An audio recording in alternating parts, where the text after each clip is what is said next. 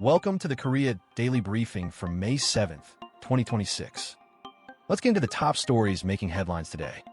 We start with markets, where the Kospi's historic rally shows no sign of slowing. The benchmark opened up 1.55% at 7,499 this morning, building on yesterday's record close of 7,384. Bloomberg reports South Korea has now overtaken Canada to become the world's seventh largest stock market, powered by insatiable demand for AI memory chips. Foreign ownership of the Kospi has hit a six-year high of nearly 39%, with Samsung Electronics and SK Hynix continuing to lead the charge. Turning to politics, President Lee Jae-myung today declared stabilizing consumer prices as government's top priority. His comments come amid mounting pressure from the prolonged Middle East war, which has kept the Strait of Hormuz effectively closed since late February. April consumer prices rose 2.6% year-on-year, the fastest pace in 21 months, with diesel prices up nearly 31%.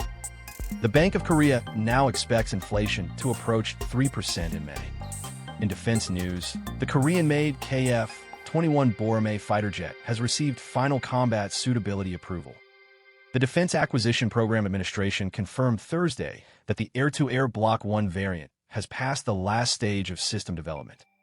More than a decade in the making, the indigenous fighter is now cleared for delivery to the Air Force in the second half of this year.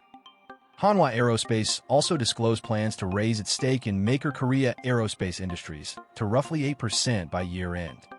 In a developing story, police are continuing to investigate the death of Seoul High Court Judge Shin Jong-ho, who was found near the courthouse on Wednesday.